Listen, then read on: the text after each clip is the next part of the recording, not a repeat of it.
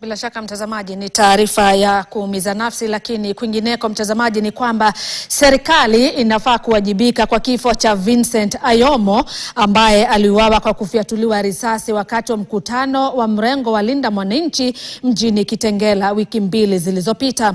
Kulingana na mrengo huo unaongozwa na katibu mkuu wa ODM Edwin Sifuna na mbunge wa Embakasi Mashariki Babu Owino, serikali haifai kuwalaumu wafuasi wao wakiteta kuwa silaha kama vile bunduki na vitoa machozi ziko mikononi mwa polisi na inapaswa kuwa rahisi kuzipata kwa vile wana nambari za silaha hizo.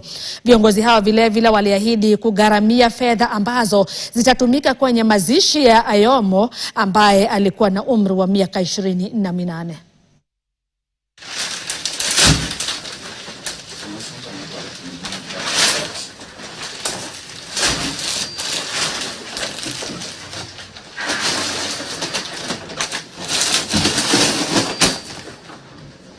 Istukia tu nilitumia tu picha.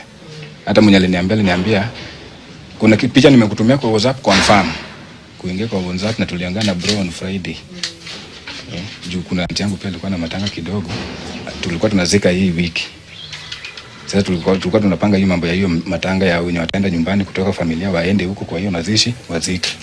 Tukaongea na Friday kupanga. Kufika Sunday na naambiwa tu confirm simu. Kuangalia naona but sasa imetuguza na imetupata. Tuna otherwise. Mimi pamoja na Babu, pamoja na kina James Orengo, kina Abiz Wena wako hapa, wote wanalinda mwananchi kwa sababu hiyo ndo kazi yetu, kumlinda mwananchi. Tunataka tuhakikishie kwamba tutafanya ili kupunguza mzigo huu, na baada ya mazishi hata ya Vincent tujaribu tuone njia gani ambaye haki inaweza kupatikana. Mnajua sisi mambo mengine tunasema watu wanachukulia kama mzaha.